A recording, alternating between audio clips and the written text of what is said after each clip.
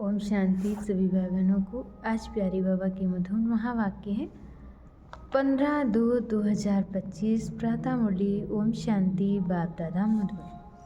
बाबा बोले, मीठे बच्चे, बाप तुम्हें दैवी धर्म और श्रेष्ठ कर्म सिखलाते हैं, इसलिए तुमसे कोई भी आसुरी कर्म नहीं होनी चाहिए।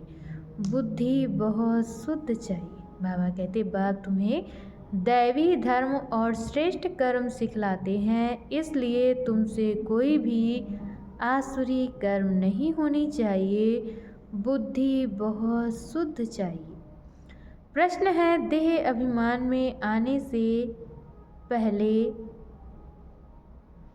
पाप कौन सा होता है? देह अभिमान में आने से पहला पाप कौन सा होता है? उत्तर में बाबा ने बताया है, देह अभिमान है। अगर देह अभिमान है तो बाप की याद के बजाय देहधारी की याद आएगी। अगर देह अभिमान है तो बाप की याद के बजाय देहधारी की याद आएगी। कुदृष्टि जाती रहेगी, खराब ख्यालात आएंगे। ये बहुत बड़ा पाप है। बाबा कहते कि ये बहुत बड़ा पाप है, समझना चाहिए। माया वार कर रही है, फौरन सावधान हो जाना चाहिए। माया वार कर रही है तो फौरन सावधान हो जाना चाहिए। ओम शांति। रूहानी बाप रूहानी बच्चों को समझा रहे। रूहानी बाप रूहानी बच्चों को समझा रहे हैं। रूहानी बाप आए कहाँ से हैं?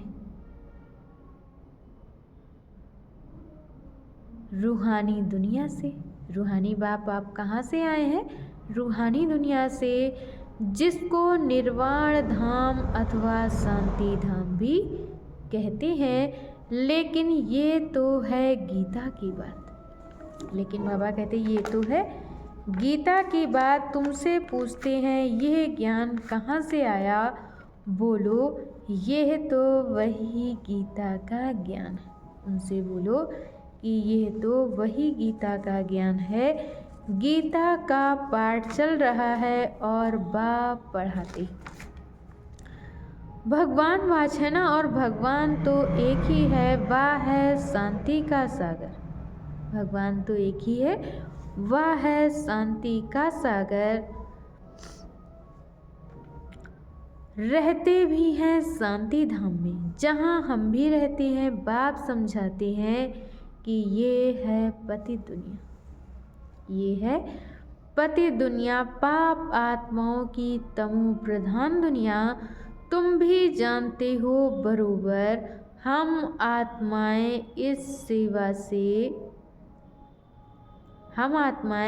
इस समय तमो प्रधान है। 84 का चक्र खोकर 84 का चक्र खाकर सतो प्रधान से अब तमो प्रधान में आए। सतो प्रधान से तमो प्रधान में आए हैं। 84 का चक्र खाकर, और 84 का चक्र खाकर तम सतो प्रधान से अब तमो प्रधान में आए हैं। यह पुरानी अथवा कलयुगी दुनिया है। ये पुरानी अथवा कलयुगी दुनिया है ना। यह नाम सभी इस समय के हैं। भारत नई पुरानी दुनिया के बाद फिर नई दुनिया होती है। पुरानी दुनिया के बाद फिर नई दुनिया होती है। भारतवासी ये भी जानते हैं कि महाभारत लड़ाई भी तब लगी थी जबकि दुनिया बदलनी थी।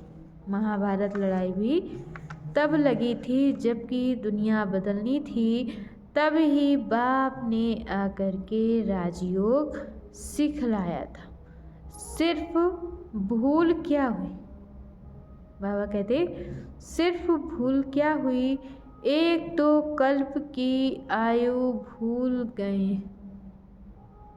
एक तो कल्प की आयु भूल गए हैं और फिर गीता के भगवान को ही भूले।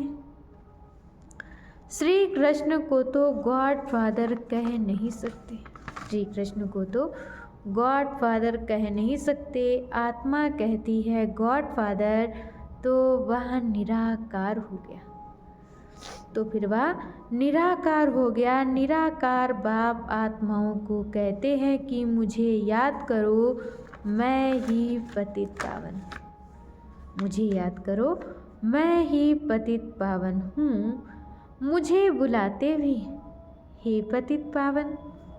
श्री कृष्ण तो देहधारी है ना, श्री कृष्ण तो देहधारी है ना, मुझे तो शरीर है नहीं, मैं निराकार हूँ, मैं निराकार हूँ। मनुष्यों का बाप नहीं, आत्माओं का बाप हूँ, ये तो पक्का कर लेना चाहिए। घड़ी घड़ी हम आत्माएं इस बाप से वर्षा लेती, घड़ी घड़ी हम आत्माएं इस बाप से वर्षा लेती हैं। अभी 84 जन्म पूरे हुए, अभी 84 जन्म पूरे हुए हैं। बाप आया है, बाबा बाबा ही करते रहना है, बाबा को बहुत याद करना है, बाबा को याद करना है। सारा कल्प जिस्मानी बाप को याद किया, सारा कल्प तो जिस्मानी बाप को याद किया। अभी बाप आए हैं मनुष्य सृष्टि से सब आत्माओं को वापस ले जाते हैं। अच्छा, मीठे मीठे सिकीलधे बच्चों प्रति माता पिता बाप दादा याद प्यार और गुड मॉर्निंग। रूहानी बाप की रूहानी बच्चों को नमस्ते। हम रूहानी बच्चों की तरफ से रूहानी माता पिता बाप दादा को याद प्यार नमस्ते, ओम शांति, गुड मॉर्निंग। शुक्रिया बाबा, शुक्रिया।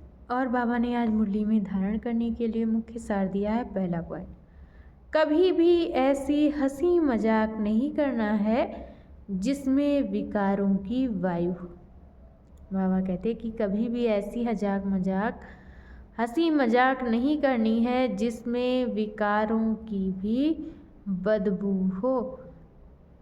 अपने को बहुत सावधान रखना है, अपने को बहुत सावधान रखना है, मुख से कटु वचन नहीं निकालने हैं।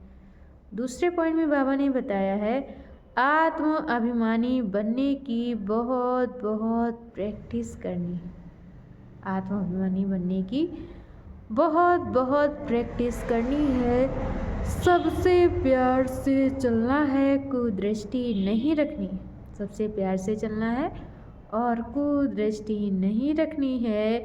कुदृष्टि जाए तो अपने आप को ही आपे ही सलाह